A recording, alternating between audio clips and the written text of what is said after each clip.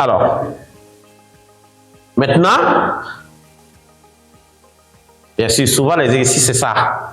Et la réponse qu'on doit trouver, que vous êtes donné à la question suivante, c'est pour ne pas vous bloquer.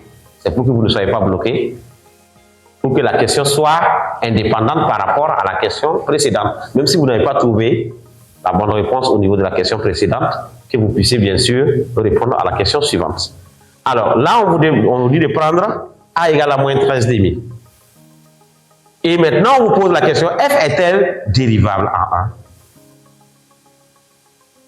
Alors, il y a une propriété qui nous dit que si une fonction est dérivable, elle est continue. Mais est-ce que le retour n'est pas juste?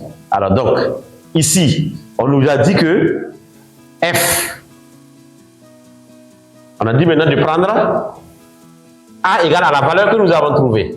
Donc ça dit que notre deuxième expression, on va remplacer le A par moins 13 demi. Alors maintenant, vérifions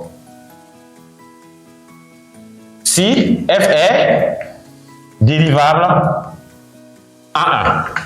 Alors pour la dérivabilité, on dit que une fonction est dérivable en x0 si la limite de f de x moins f de x0, limite de f de x moins f de x0 sur x moins x0 quand x tend vers x0, x inférieur à x0 est égal à la limite de f de x moins f de x0 sur x moins x0 quand x tend vers x0, x supérieur à x0 qui est égal bien sûr à un réel. Donc L élément de R est fini. C'est une limite finie. Il faut que les limites soient les mêmes et qu'elles soient finies. Ça veut dire que là aussi, la fonction peut être dérivable à gauche et ne pas être dérivable à droite. Elle peut être dérivable à droite et ne pas être dérivable à gauche. Elle peut être dérivable à gauche, dérivable à droite et ne pas être dérivable à x0. Je m'explique ici. Alors, si elle est dérivable à gauche, ça veut dire qu'elle admet une limite finie. Par exemple, L. Elle est dérivable à droite. Elle admet une limite finie. Par exemple, L'. Mais si L est différente de L', alors la fonction n'est pas dérivable en x0, mais elle est dérivable à gauche et à droite. Et c'est là, dans ces conditions, qu'on obtient deux demi-tangentes du coefficient directeur L et L', et aussi la notion de point anguleux. C'est moi qu'on parle de point anguleux.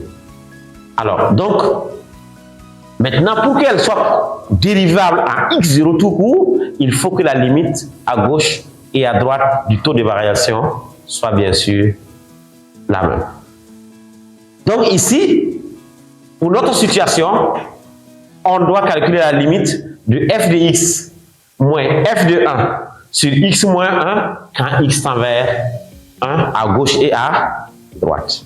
Nous avons déjà calculé f de 1 qui fait moins 5 demi. Donc maintenant, nous allons calculer f de x moins 5 demi. D'abord, puisqu'il y en a deux, il y a deux expressions. On va calculer d'abord à gauche. À gauche, là, ça fera x carré moins 4x plus 1 demi moins 5 demi. Ça nous donne x carré moins 4x moins 4 demi. Donc, il donne 2. OK? Maintenant, on va calculer la deuxième expression. Ça fait x carré plus 2x moins 3 sur moins 1 moins 13 demi. Et attention, là, c'est f de x moins f de x0. Donc là, ça devient plus. Attention. F de x moins f de x0. Donc ça fera 6 demi, 3. Donc, moins 1 tiers, moins 5 demi, donc plus 5 demi. Alors, ça fera x au carré plus 5 demi, x au carré plus 2x moins 3 sur x moins 1. Alors, moins, ça fait là 8, donc moins 4. Alors maintenant, on doit diviser chacun par x sur moins 1. Donc la limite de f de x moins f de 1 sur x moins 1, quand x tend vers 1, x inférieur à 1, ça c'est égal à cette expression x carré moins 4x plus 3 moins 4x plus 3 sur x moins 1, quand x tend vers 1, x inférieur à 1. Alors, ça fait 1 moins 4, ça fait moins 3, plus 1, plus 3, ça fait 0. Donc encore là, ça veut dire qu'on peut factoriser. Donc ça fait la limite de x moins 1 facteur de x moins 3. De x moins 3, c'est bon, sur x moins 1. Quand x tend vers 1, x inférieur à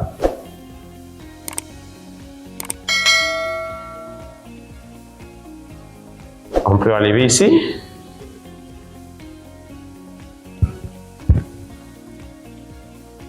C'est la fonction.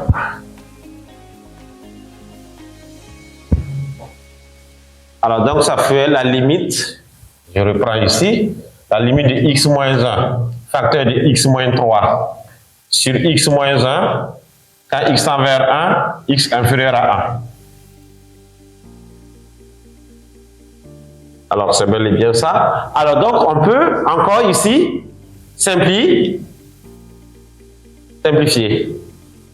Alors donc la limite fera la limite de x moins 3, quand x tend vers 1, x inférieur à 1, ça fait moins 2. C'est bon? Alors maintenant, on calcule la limite à droite. Limite de f de x moins f de 1 sur x moins 1, quand x tend vers 1, x supérieur à 1. Ça c'est égal. Alors on a trouvé f de x moins f de x1 dans la deuxième partie. On a trouvé x carré plus 2x moins 3 sur x moins 1 moins 4. Donc ça fait x carré moins 2x plus 3 sur x moins 1 au carré moins 4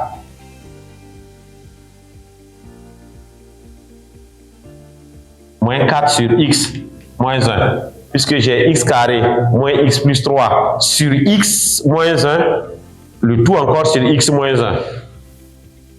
Alors donc ça donne x moins 1 au carré.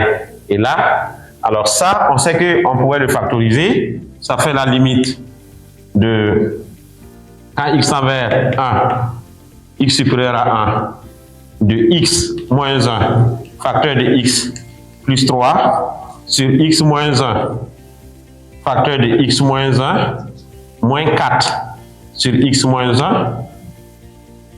Alors là, si on simplifie là, on a x plus 3 sur x moins 1. Et puis là, on a, là ça donne quoi? La limite de ça, ça donne combien?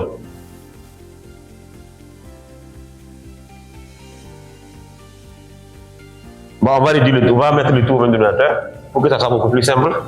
Ça fait égal à la limite de x plus 3 moins 4 sur x moins 1. Quand x tend vers 1, x supérieur à 1. C'est bon?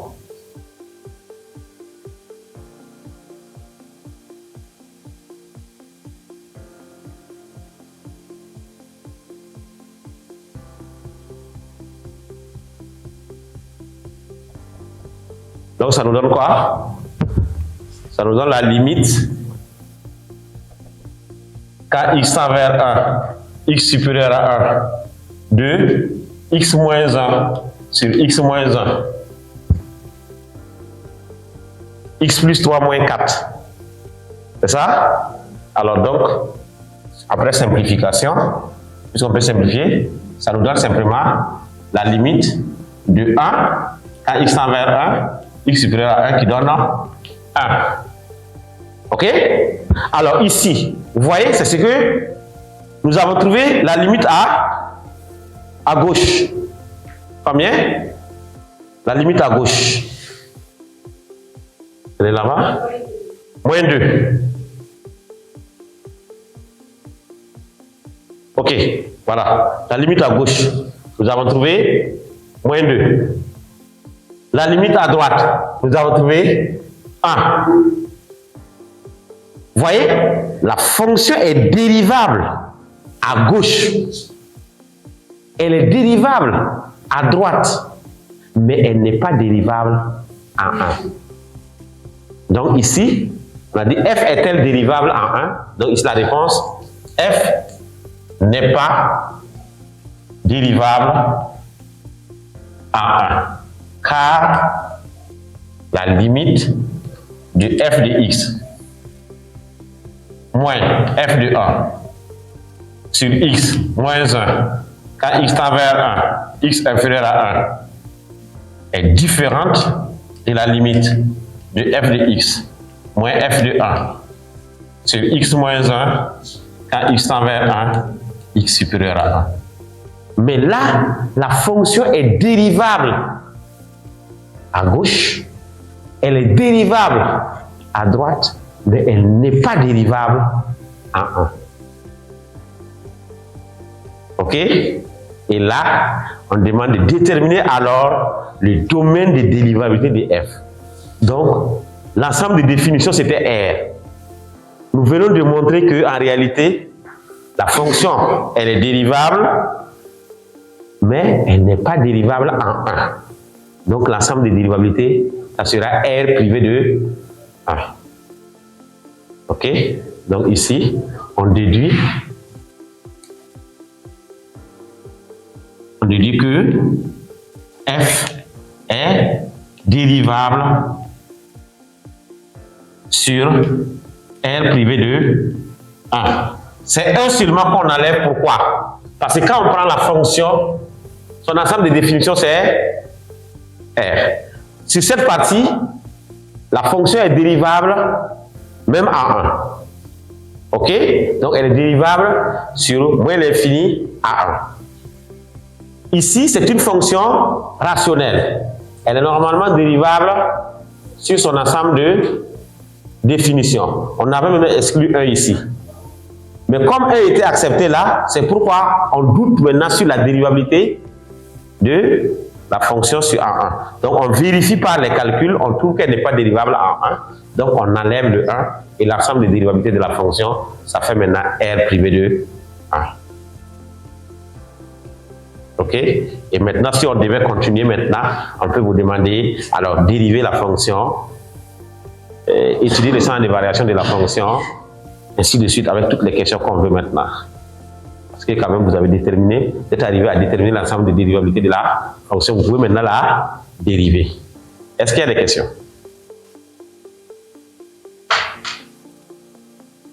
Et donc, voilà pourquoi je n'ai pas demandé ici de démontrer. Comme je savais qu'elle n'est pas dérivable en 1. Si on dit de démontrer, ça veut dire que c'est vrai. Je dis, est-ce qu'elle est dérivable? Donc la réponse peut être oui ou non.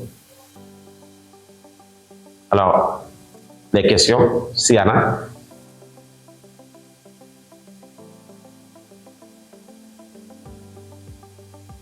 Alors, avant la présentation de ces 3,6. Est-ce que, bon, après la présentation, est-ce que vous avez eu à découvrir quelque chose que vous ne connaissez pas? Ou bien vous connaissez tout déjà? Ok. Donc les exercices étaient les bienvenus alors. D'accord. Donc voilà comment on peut montrer qu'une fonction est dérivable en un point ou bien qu'elle n'est pas dérivable.